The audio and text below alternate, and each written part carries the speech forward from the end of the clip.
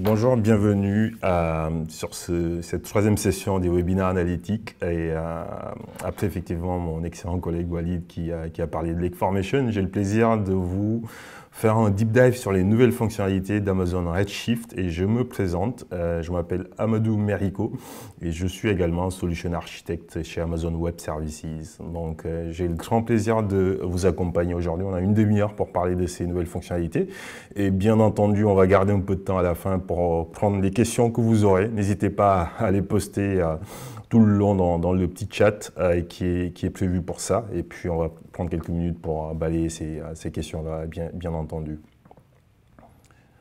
Hop. Du coup, alors, quelques takeaways.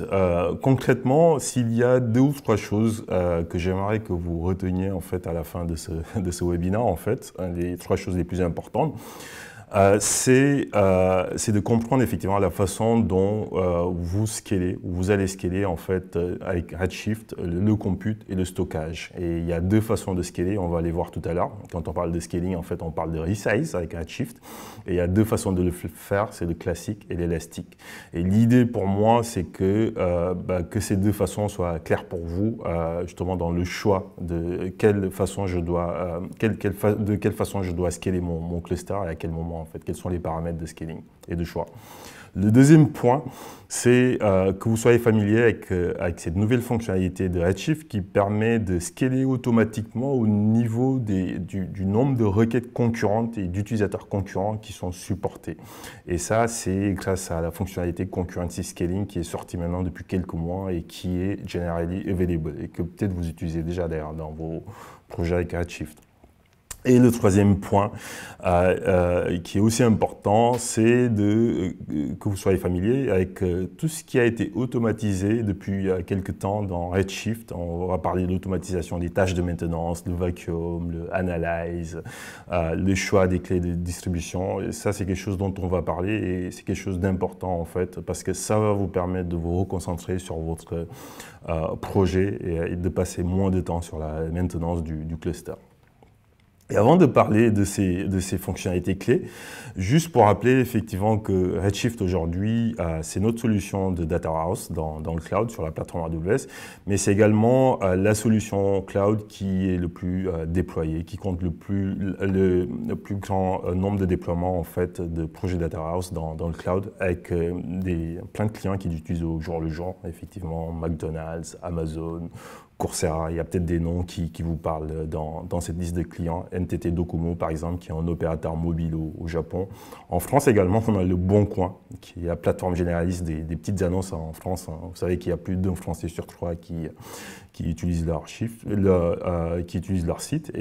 ils utilisent Redshift aussi. Ils ont leur Data Lake sur S3 et ils ont aussi Redshift qui est utilisé en tant que solution Data Warehouse. Et si ça se trouve, vous également qui m'écoutez, utilisez Redshift au quotidien.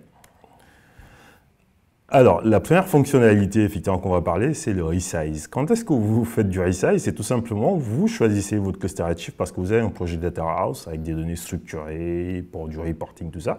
Et vous choisissez une configuration 2 nœuds, 4 nœuds, 8 nœuds et vous avez des besoins qui peuvent changer de façon temporaire ou de façon définitive. Vous avez beaucoup plus de données à stocker ou vous avez besoin de beaucoup plus de capacité. Et donc, avec Redshift, vous pouvez resizer à la hausse ou à la baisse, justement, pour vous adapter à ces besoins qui ont changé en termes de stockage ou de calcul.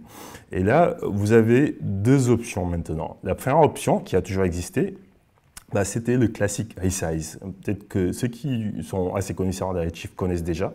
Le classique resize vous permet tout simplement de prendre un cluster existant, comme on le voit sur cette image. En fait, on a un cluster qui a 3 nœuds compute et puis un leader node en fait dans ce cluster.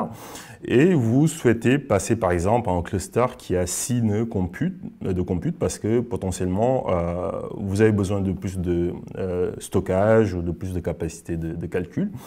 Et ce qui se passe, c'est que vous allez dans la console AWS, dans la console Redshift, vous dites je veux faire un classique resize de mon cluster et concrètement ce que AWS va faire derrière, c'est que il va faire un snapshot du cluster current, c'est-à-dire le cluster originel. Il va le passer en mode read-only. Pourquoi en mode read-only? C'est pour que vous puissiez, pendant tout le long de l'opération, continuer à accéder à votre cluster, mais en lecture seule. Et donc, c'est-à-dire que vous ne pourrez pas faire d'écriture pendant tout ce temps. Et ensuite, on va créer un deuxième cluster, un nouveau cluster, et dans ce nouveau cluster, on va copier les données en fait de l'ancien cluster vers le nouveau cluster. Ça peut prendre un peu de temps, voire même beaucoup de temps, en fait, ça peut prendre plusieurs heures. Et pendant tout ce temps, effectivement, vous tapez toujours dans l'ancien cluster en lecture seule. Une fois qu'on a fini de copier les données et de faire tout ce qu'il faut en fait sur votre nouveau cluster, qui a peut-être beaucoup plus de capacité ou moins de capacité, les deux sont toujours possibles en effet.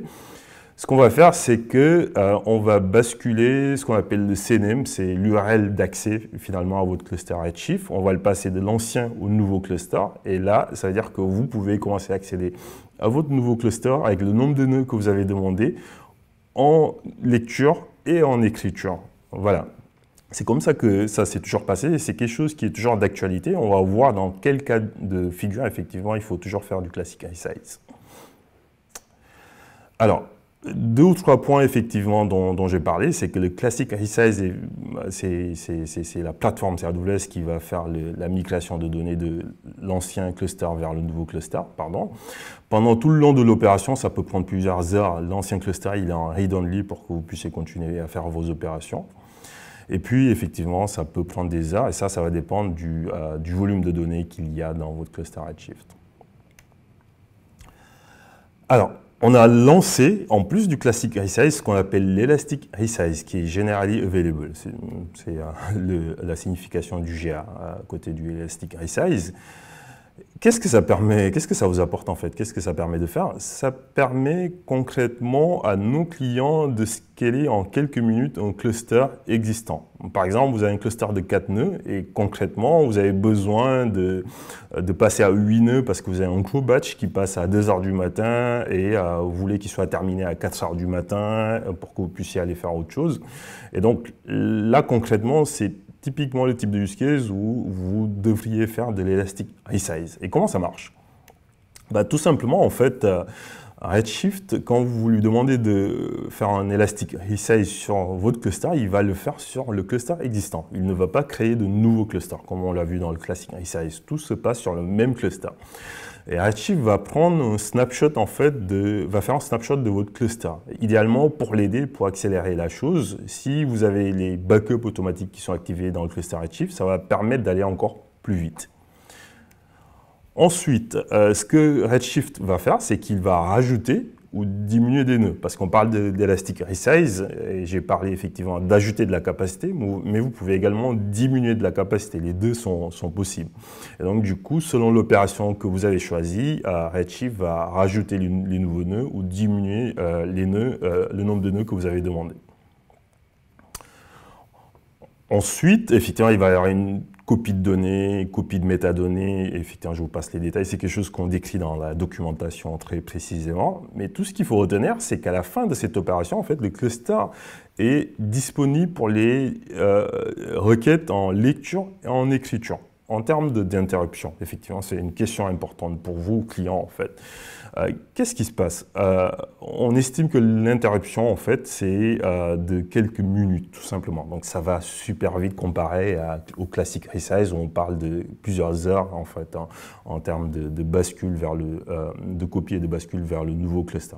Donc, pendant quelques minutes, effectivement, les requêtes qui vont être lancées vers le cluster vont être mises en pause, les connexions vont être mises en pause et ça se passe lorsqu'effectivement le cluster Redshift a besoin de faire la mise à jour des métadonnées. Une fois que cette opération est passée, effectivement, le cluster est de nouveau disponible en termes de lecture et écriture. Donc c'est une interruption tout à fait rapide en fait, tout simplement, et acceptable pour la plupart de nos clients lorsqu'on pense effectivement au traitement que vous allez faire passer sur Redshift et qui vont prendre en général plusieurs heures. Du coup, se pose la question, quand est-ce que je fais de l'Elastic Resize versus quand est-ce que je fais du Classic Resize? Et c'est une bonne question. Quand vous avez un cluster, et aujourd'hui peut-être que vous avez déjà un cluster Redshift qui existe chez vous, et potentiellement, en fait, juste pour rappel, vous avez deux types de clusters ou de nœuds. Vous avez les DC2 et les DS2. Les DC2 pour Dense Compute et sont performantes en termes d'IOPS. Si vous avez des opérations avec beaucoup de lecture et écriture avec des disques et tout, donc voilà, elles sont performantes en IOPS tout simplement parce que c'est les disques SSD en dessous. Et vous avez les DS2 en fait qui sont plus recommandés quand vous avez énormément de volume, donc ça va vous coûter déjà moins cher et en plus elles vont pouvoir héberger beaucoup plus de données que les DC2. Et derrière, en termes de disques, en fait, c'est des disques magnétiques, c'est du HDD, tout simplement. Imaginez que vous avez commencé avec du DC2 et que vos besoins évoluent et vous souhaitez passer à du DS2 ou vice-versa. Vous avez commencé avec du DS2 et vous souhaitez passer à du DC2. Donc vous êtes en train de changer de type de nœud. Dans ce cas de figure, vous allez faire du resize et vous allez faire du classic resize. C'est la façon de changer de type de nœud et c'est la seule façon aujourd'hui. Si vous n'êtes pas en train de changer de type de nœud, c'est-à-dire que par exemple vous êtes en DC2 et vous souhaitez rester en DC2. Néanmoins, vous souhaitez rajouter ou diminuer des nœuds. Tout à l'heure, je vous disais que l'Elastic Resize répondait à ce cas de figure, mais ce que je n'ai pas précisé, c'est que si je prends l'exemple d'un cluster avec 4 nœuds, et que vous souhaitez passer à maximum 8 nœuds, ou alors vous souhaitez diminuer le nombre de nœuds jusqu'à minimum 2 nœuds. Dans ce cas de figure, en fait, ça va toujours être l'Elastic Resize qui va vous aider. On va le voir tout à l'heure. Par contre, si vous avez un cluster de 4 nœuds et vous souhaitez passer à 10 nœuds, là, vous êtes en train de plus que doubler en fait la taille du cluster. Et là, effectivement, ça ne va pas être l'Elastic Resize, ça va être le Classic Resize, et c'est ce qu'on est en train de dire ici avec cette phrase, que vous allez devoir utiliser pour aller à ce nombre de nœuds, en fait, c'est-à-dire de pouvoir passer de 4 à 10 nœuds ou à 15 nœuds, en fait, faire plus que 8 nœuds, par exemple, ça va être le Classic Resize qui va vous aider dans ce sens. Si vous n'êtes pas dans ce type de use case, la troisième question à se poser, c'est est-ce que je suis en train de scaler mon cluster parce que j'ai un pic temporaire d'activité, c'est des choses qui peuvent arriver à 2 h du matin, j'ai un gros batch qui doit passer et je veux juste avoir plus de capacité pour faire passer ce batch et ensuite revenir à la configuration initiale, ou est-ce que je suis en train de resizer mon cluster parce que j'ai besoin de toute façon de 8 nœuds en fait et ça va être quelque chose de définitif entre guillemets, c'est-à-dire que ça ne va pas changer d'ici 2 mois ou 3 mois. Si c'est quelque chose de définitif, entre guillemets, on va vous conseiller de faire du Classic Resize dans ce cas de figure. Si c'est tout simplement un pic temporaire, à 1 h du matin, j'ai besoin de faire passer un batch temporaire, j'ai besoin de plus de capacité pour faire passer ce batch beaucoup plus rapidement, on vous recommande d'aller plutôt vers l'Elastic Resize dans ce cas de figure-là. J'espère que c'est clair et si ça ne l'est pas, effectivement, n'hésitez pas à poster vos questions dans le chat et je les prendrai juste après cette présentation. Alors, si on résume effectivement sur l'Elastic Resize, qui est la nouvelle fonctionnalité dans les clusters Redshift, elle vous permet de rajouter ou de diminuer des nœuds en quelques minutes. Ça vous permet de scaler à la fois le compute et le stockage dans votre cluster existant. Ça vous permet d'avoir des requêtes qui vont aller beaucoup plus vite. Donc, je donnais l'exemple du batch ou des batchs qu'il faut faire passer plus rapidement avant de revenir à quelque chose de beaucoup plus normal en journée pour mes end-users qui vont faire le reporting, par exemple. Et puis, ça vous permet aussi de faire des économies de coûts. Si vous avez un cluster de 4 nœuds, vous avez besoin de 8 nœuds de façon temporaire pour faire passer ce batch-là. Vous n'avez pas besoin de passer à 8 nœuds de façon définitive. Vous pouvez juste faire de l'Elastic Resize pendant 1 heure ou 2 et ensuite repasser à votre cluster de 4 nœuds. Et ça marche très bien. Une autre fonctionnalité, c'est le Concurrency Scaling. Qu'est-ce que ça vous apporte tout simplement ?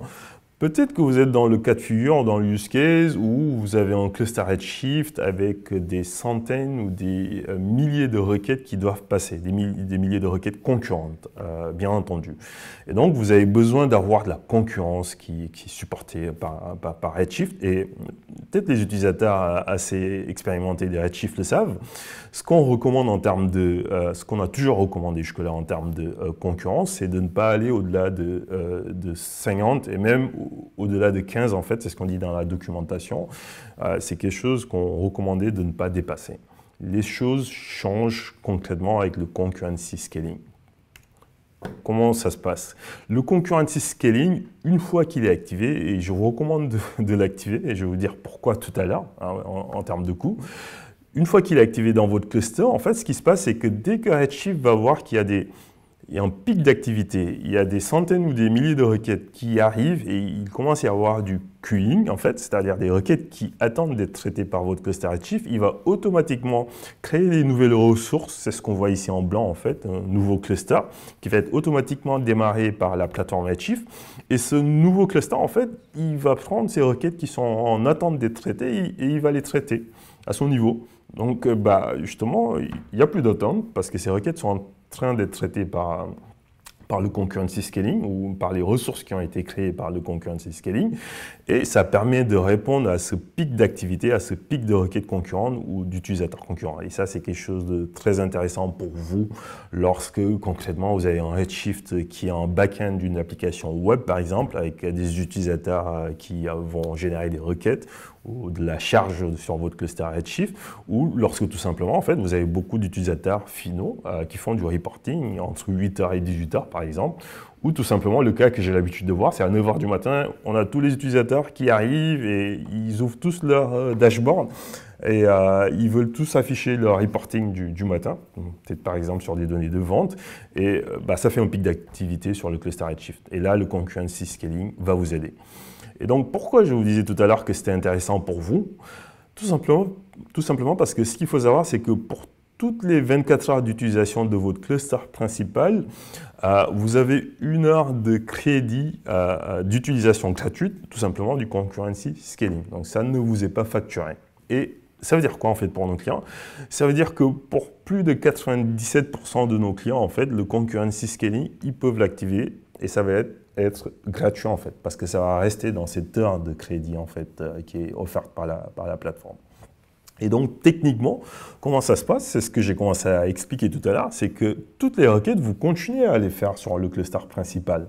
Finalement, les ressources qui sont créées automatiquement par le concurrency scaling, c'est totalement transparent pour vous et pour vos applications. Une fois que vous avez des pics d'activité, c'est-à-dire qu'il y a plein de requêtes qui arrivent, certaines sont traitées par le cluster principal, mais d'autres commencent à être en attente de ressources, en attente d'être traitées par votre cluster principal, en fait, ce qui va se passer, c'est qu'ils vont être automatiquement déportés vers ces ressources additionnelles en fait, qui sont activées par le concurrency scaling. Et cette activation, ce choix de faire du concurrency scaling, c'est quelque chose qui se fait dans les WLM queues, c'est-à-dire les workload management queues. C'est quelque chose que vous allez activer et vous allez dire « je veux faire du concurrency scaling sur telle ou telle queue de Redshift ». Et Redshift va tout gérer pour vous.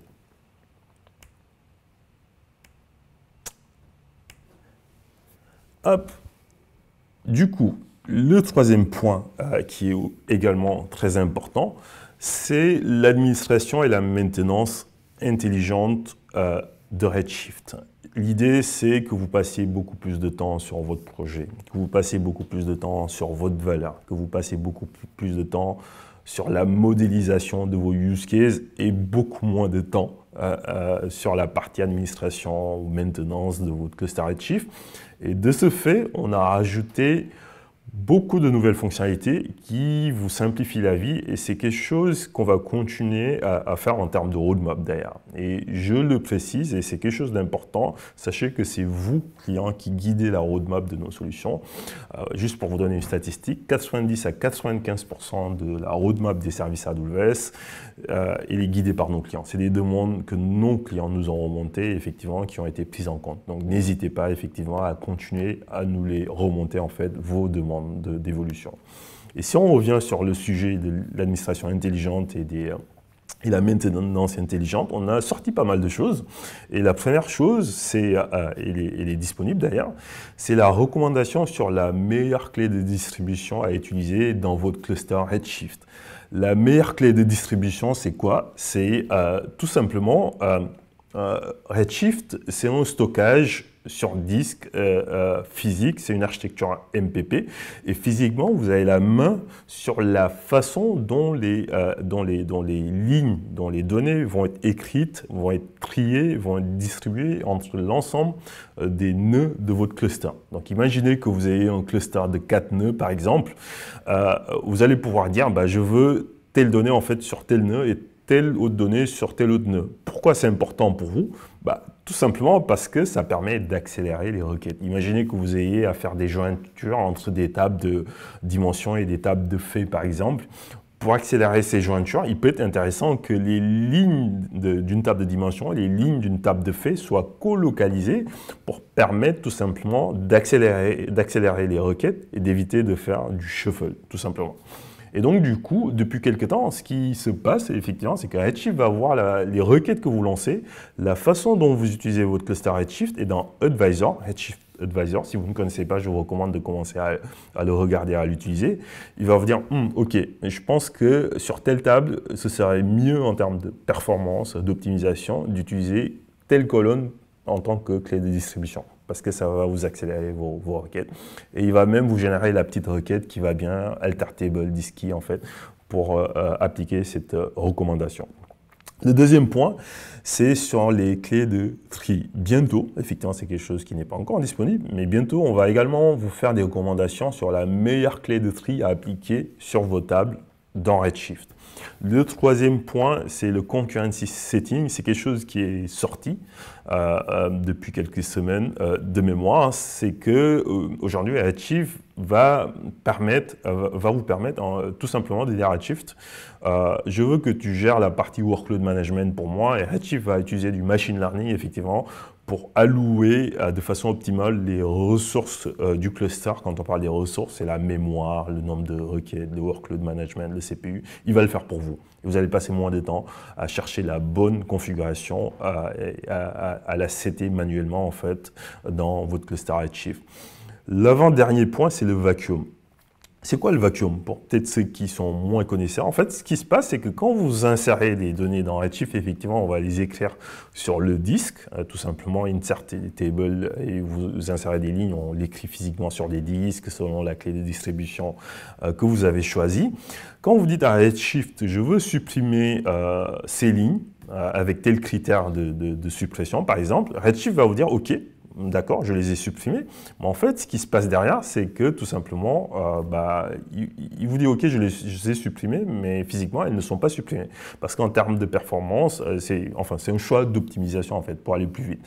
Et tout simplement, ce qu'il fallait faire pendant très longtemps, c'est qu'il y avait une petite commande à lancer qui s'appelle le vacuum. Et le vacuum permettait à Redshift de récupérer physiquement les lignes qui ont été marquées en tant que supprimées, de les récupérer physiquement et de libérer de l'espace en fait sur le disque. Et le vacuum, c'est quelque chose qui est generally available dans le sens où maintenant Redshift va le faire pour vous en background. Et de même pour l'analyse. L'analyse permet de mettre à jour les statistiques qui sont utilisées par le query planner. Et le query planner, en fait, c'est lui, quand vous lancez une requête SQL, qui va calculer le meilleur plan d'exécution. Alors, on va voir un petit peu tout ça en détail, en fait. Le vacuum delete, effectivement, j'en parlais tout à l'heure. Redshift le fait automatiquement maintenant pour vous en tâche de fond.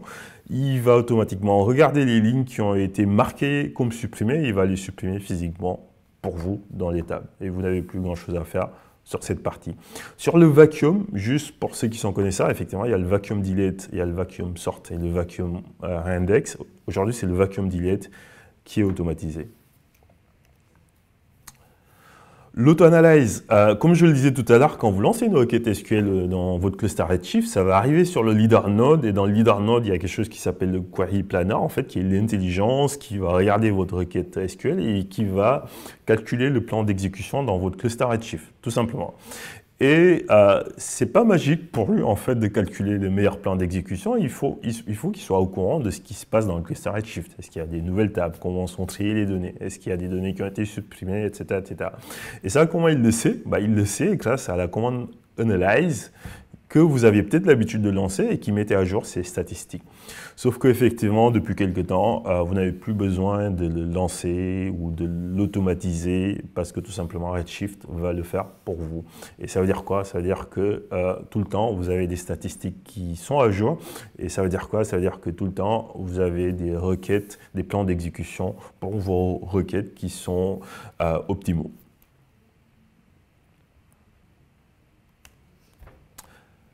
Petit récap de la session d'aujourd'hui. On a discuté de ces 3 points principaux en fait, qui correspondent à des nouvelles fonctionnalités dans le cluster Redshift. Et juste pour rappel, on a vu comment on pouvait scaler à la hausse et à la baisse. Effectivement, c'est important de le noter parce que vous pouvez avoir un cluster sursizé, voilà, il y a trop de nœuds, et vous souhaitez diminuer le nombre de nœuds. Et donc ça se fait avec le resize. Et il y a 2 possibilités dorénavant. Il y a le classic resize et l'élastic resize. On a vu que le classic resize permettait de changer de type de nœud, entre autres. Il permettait également de changer de nombre de nœuds et qu'effectivement, il y a des cas de figure où il valait mieux utiliser le classic resize. Et basiquement, le classic resize va prendre plus de temps parce que Redshift va créer un deuxième cluster à côté de votre cluster existant, va copier les données de l'ancien cluster vers le nouveau cluster.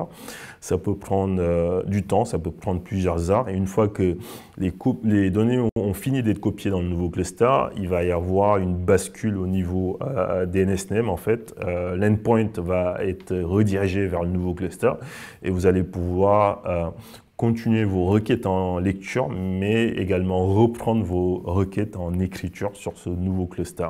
L'Elastic Resize, c'est réellement quand vous avez des pics d'activité, j'ai besoin temporairement d'augmenter la taille de mon cluster ou de diminuer, ça peut arriver, la taille du cluster.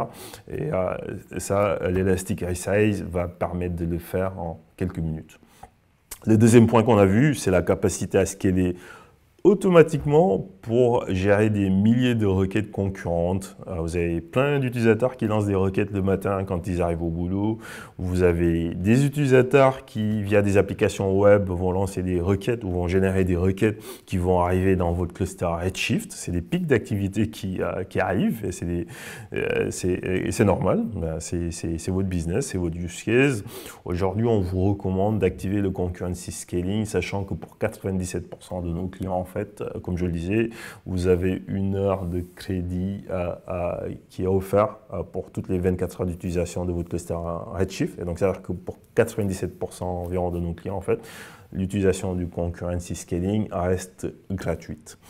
Le troisième point, c'est qu'on a vu la façon dont toutes les nouvelles fonctionnalités qu'on a commencé à sortir et qu'on continue de sortir en termes de roadmap en fait, dans Redshift, permettent d'avoir une automatisation en fait, des tâches de maintenance, que vous passiez moins de temps sur le analyze qu'il fallait lancer, sur le vacuum delete qu'il fallait lancer, sur la recherche de la meilleure clé de distribution, sur la recherche de la meilleure configuration du workload management.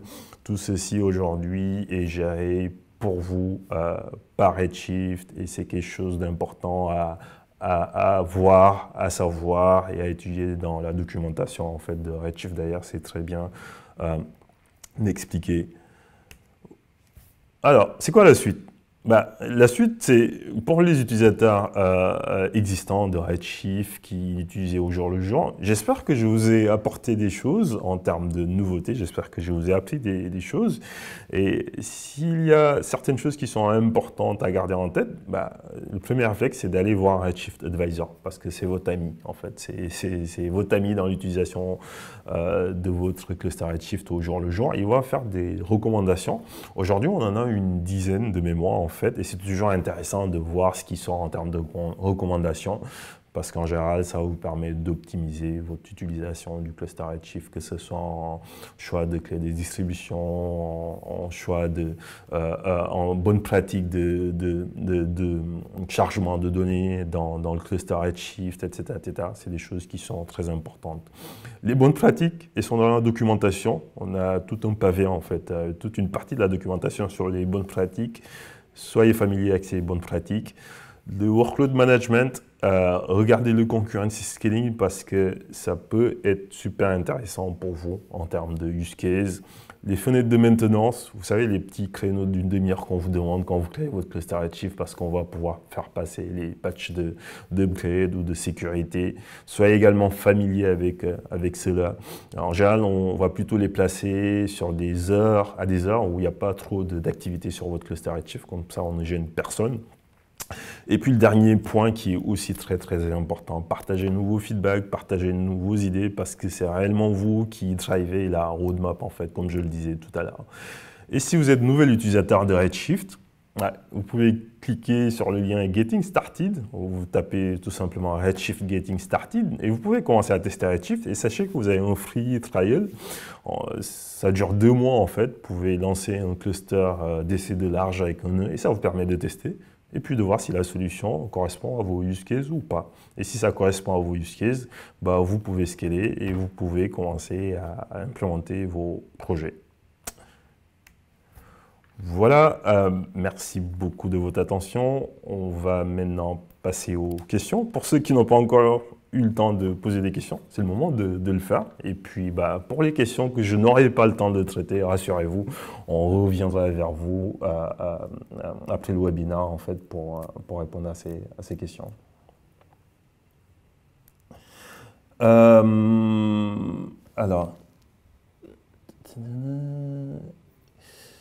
Alors, je ne les prends pas forcément dans l'ordre, mais aucune importance, on va essayer de toutes les balayer. Pour la GA Vacuum et Analyze, il n'y a donc rien à activer. Alors, la question c'est, est-ce que du fait que Vacuum et Analyze soient disponibles globalement, est-ce qu'il y a quelque chose de plus à activer ou pas? Non. Par contre, il faut juste vérifier que vous êtes dans la bonne version du cluster Redshift. Parce que si vous êtes dans une ancienne version, ça veut dire qu'elles n'y sont pas encore, effectivement. Et si vous êtes dans la bonne version, ça veut dire qu'on le fait automatiquement pour vous. Voilà, tout simplement. Bonjour, merci pour la présentation. J'aimerais savoir où et comment activer le concurrency scaling de mon cluster Redshift dans la console AWS, idem pour le advisor. Donc, effectivement, idem, le premier point, c'est de vérifier que vous êtes dans la bonne version du cluster Redshift. Et donc ça, effectivement, c'est quelque chose qu'on décrit dans la documentation. Et pour l'activation, c'est également quelque chose qui est très bien décrit dans la documentation pour le concurrency scaling. Ça se passe tout simplement dans le workload management. Donc dans l'onglet workload management, vous allez dedans, ensuite vous avez les différentes queues et vous pouvez choisir une queue et puis dire cette queue, elle est auto.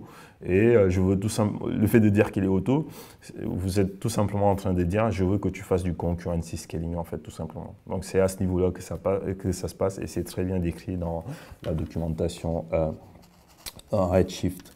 Est-ce que les heures gratuites de concurrency se cumulent? C'est une bonne question.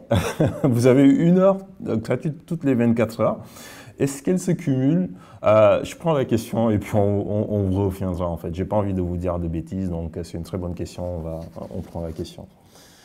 Pour information, je ne vois pas le menu Advisor dans ma console. C'est une bonne information. Alors, 2 choses à vérifier. 1, vérifier que vous êtes dans la bonne version de Redshift. 2, il se peut également que Advisor ne soit pas encore disponible dans la région où vous êtes. Donc ça, c'est un bon point de précision. Merci de l'opportunité de le préciser.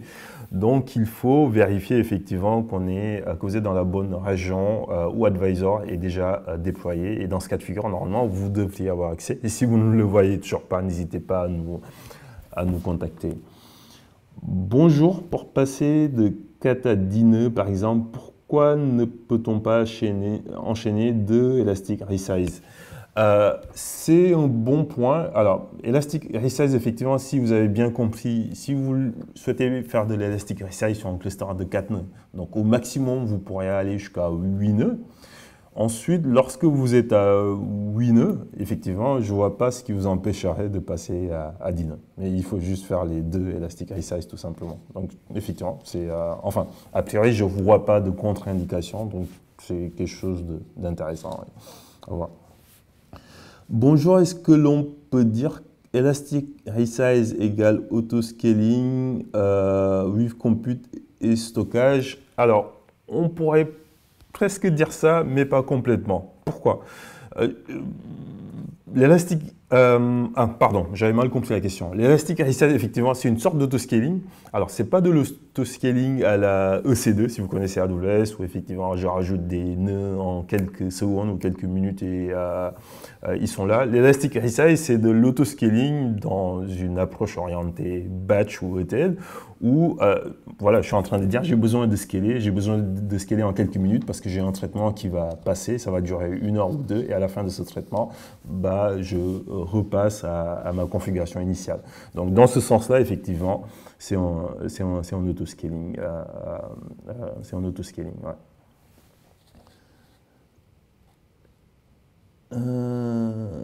Alors, bonjour. Désolé, j'ai dû quitter en plein milieu le webinaire, je viens de revenir dessus et nous sommes très contents que vous soyez revenus.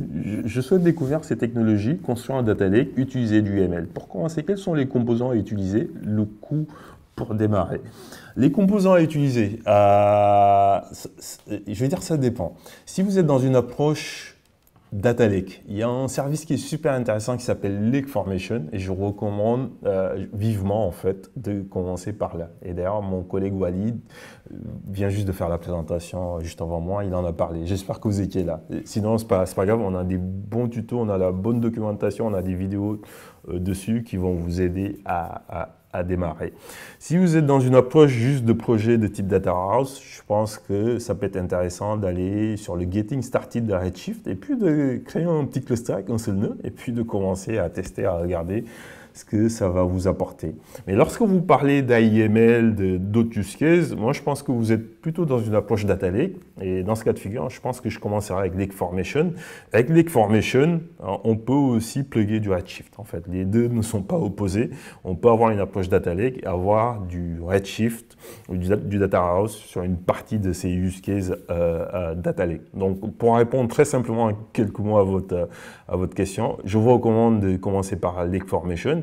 Et je vous recommande aussi, si vous êtes client, de voir les événements, les différents événements qu'on organise, les webinars, les workshops, les roadshows. N'hésitez pas à vous inscrire et nous serons très très contents de discuter de votre use case avec vous et de vous orienter vers la meilleure façon en fait de démarrer sur votre use case.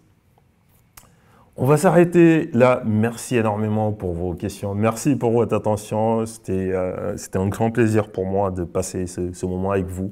Pour les questions auxquelles on n'a pas eu le temps de répondre, effectivement, on vous répondra par email. Je vous souhaite une excellente journée, un bon appétit et j'espère à très bientôt. Au revoir.